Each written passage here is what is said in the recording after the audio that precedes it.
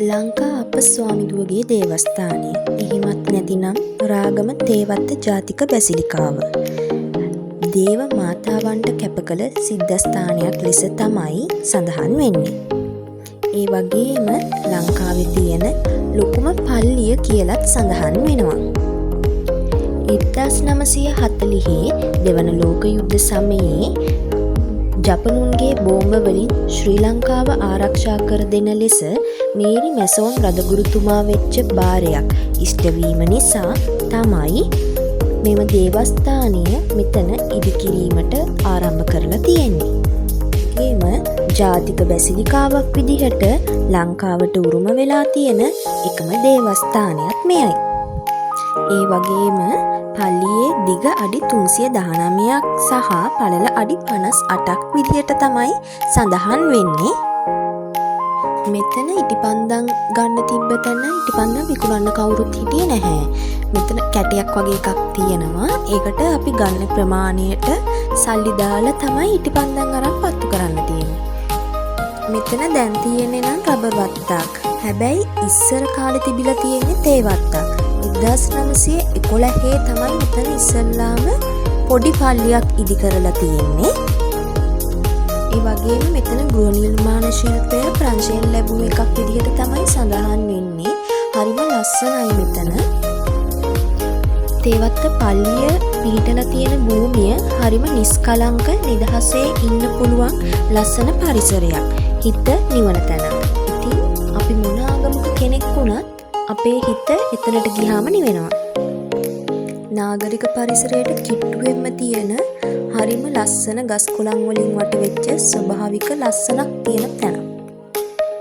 මෙතන පාරවල් උනත් හදලා තියෙන්නේ ස්වභාවික පරිසරයට කිසිම හානියක් වෙන්නේ නැති විදිහට. ඒ විතරක් නෙමෙයි. මේ බලන්නකෝ මේ ගස් කොළන් අතරේ අපිට ආම්බෙන් දකින්න හම්බෙන ලස්සන කුරුල්ලෝ හිටන් ඉන්නවා. මෙන්න මේ ගහේ ඉන්නවා සුදු රෙදි හොරෙක්.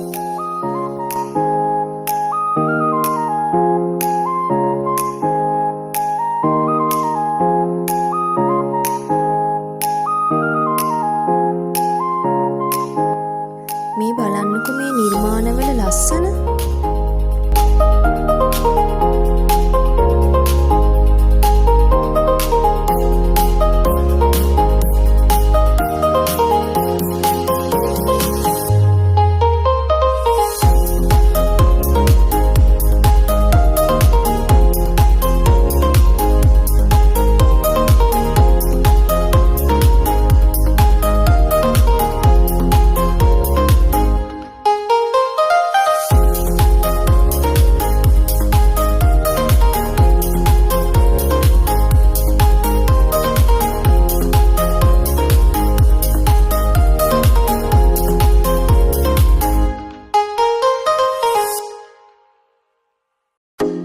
මේ ලෝර්තු ගුහාව නම් මෑත කාලයේ ඉදි වෙලා 2018 තමයි මුල්ම දේව මෙහෙය පැවැත්වුවා කියලා සඳහන් වෙන්නේ.